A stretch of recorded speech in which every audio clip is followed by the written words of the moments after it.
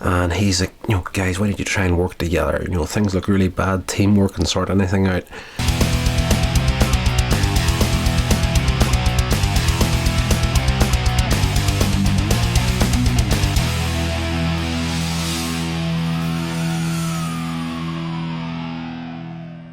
Legends, welcome back to the channel. This is Coins Age Media and I am your host, Rodney Stewart. I just realised recently that I don't really ever tell you my name on this channel.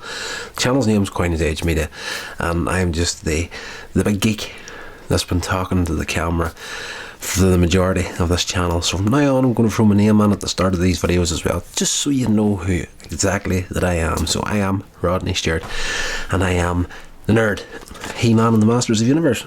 Once again, this episode is the Dragon Invasion, and typical Heman and the Masters of the Universe episode, Skeletor has a new scheme to try and get his hands on Castle Greyskull, and this time him and Beastman at the beginning of the episode are stealing dragon eggs along with the dragon pearl, but they have to fight off the dragon mother at the start, and they manage to do that. His idea is to unleash these dragons on Heman and the heroes to keep them occupied while he is taking over Castle Greyskull with the power of the dragon pearl. A lot of sorcery and magic as normal in this show. Back at the palace, Orko's up to his usual fun and games with his magic and whatnot. He ends up actually cloning himself 4 times, and he says, do you know what? There's 4 of me now. I could be 4 times as powerful a magician. And at that point, him and his clones start to argue and fight with each other, and Prince Adam pipes up and he's like, guys, why don't you try and work together? Things look really bad. Teamwork can sort anything out. And for a brief moment they actually do work as a team and create a little magic spell, but when it ends the clones disappear as well. So that was just a nice little thing thrown in there, just for kind of like a, for the kids watching this show back in the 80s like myself, a little bit of moral guidance towards teamwork and how important that is, and it is an important aspect in the real world. But anyway, at this point the first dragon attacks the palace. There's an egg outside the palace. It hatches and the dragon grows to full size straight away. That's a bit weird, but we do find out later in the episode that Skeletor is using the growth serum on the dragon eggs, so whenever they do hatch they automatically grow to full size. So most of the episode, as far as the heroes are concerned, they're hunting down dragons, fighting them off, not hurting them.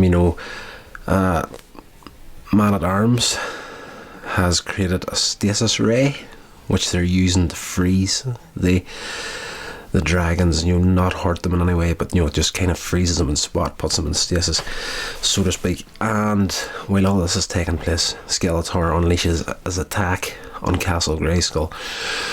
But using the power of the dragon pearl against the sorceress, he manages to get the upper hand on her and actually traps her within the dragon pearl itself.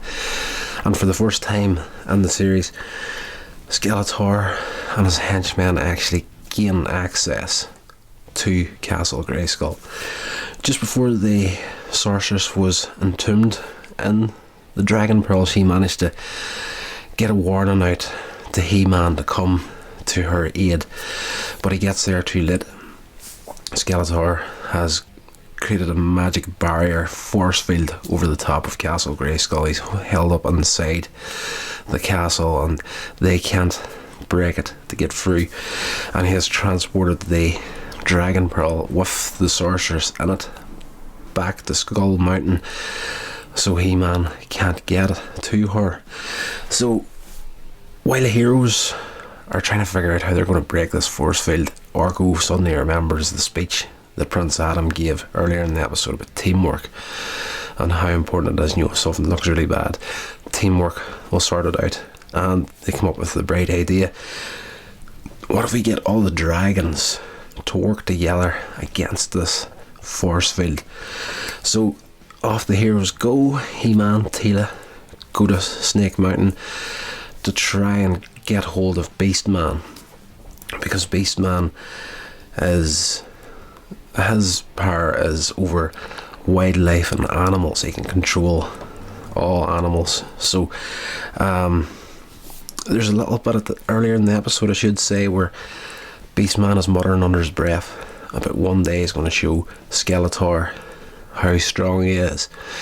And for a moment, and coming up to this part of the episode where they're going to Beast Mountain, going to Snake Mountain to confront Beastman, I thought that the Beastman was going to kind of switch sides slightly for his own interest. I thought he was going to go down the Transformers Starscream route.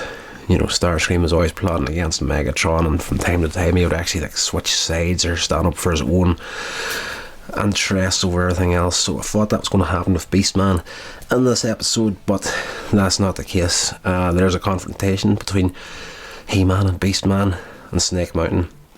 Teela's there as well. She uses the stasis ray to take Beastman out, and as soon as he goes into stasis, his power over the dragons is broken, and we actually find out that the dragons are incredibly friendly when they're not underneath his influence. So the heroes do manage to actually get all the dragons working together. They start blasting flames into the force field over Castle Greyskull and actually break it. The heroes manage to get entrance into the castle, and we have one of our there's two final confrontations in this episode between all the heroes and all the villains within Castle Greyskull. Apart from, and I didn't even realise it while I was watching the episode, when the heroes are fighting the villains in Castle Greyskull, Heman is not present, but that's because he's one step ahead of Skeletor. He knows as soon as Skeletor loses the upper hand, he's going to try to escape. So Skeletor actually does open a space portal to jump from Grayskull back to Snake Mountain. Heman is there waiting on him, and they have their final confrontation on a high ledge on the outside of Snake Mountain. Skeletor briefly gets the upper hand, and Heman using the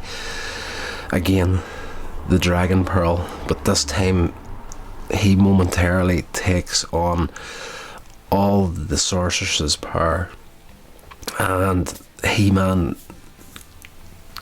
as far as magic goes, that's one thing he can't fight against, because the sorceress's power is part of what gave Heman his powers in the first place. So Skeletor, for a brief shining moment in this episode, gets the upper hand, and we think that he's actually going to win for a second, but Heman manages to actually knock him off balance, and he falls off the side of the cliff, and he's holding on for life by one arm. And Heman, being the ultimate hero, really values life above everything else, and actually saves Skeletor from falling. And Skeletor's like, you're an idiot, I wouldn't have saved you, sort of a thing. And He-Man's like, well, that's the difference between us. Just then another dragon turns up. I do believe, the episode doesn't really say it, but I do believe it was the dragon mother, and she kind of sneaks up on Skeletor, and Skeletor drops the dragon pearl off the side of the cliff where he almost fell off.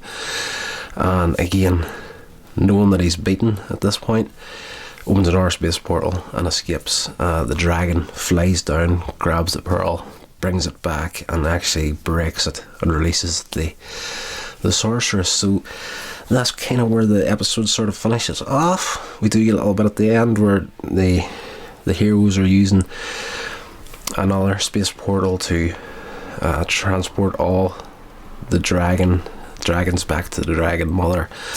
And Orko has a little moment where he's like, one of those little baby dragons would have made a pretty cool pet. And another little tiny baby dragon pops out of the space portal again, hugs into Orko, and everybody has their little laugh and whatnot. The happy end that we're always expecting at the end of these episodes. Wonderful. I am such a big kid watching these here. Absolutely love them. Enjoying this series so much. I say this in every review, but it never gets old for me. And at 40 years old, you're probably saying to yourself, this guy should be acting his age.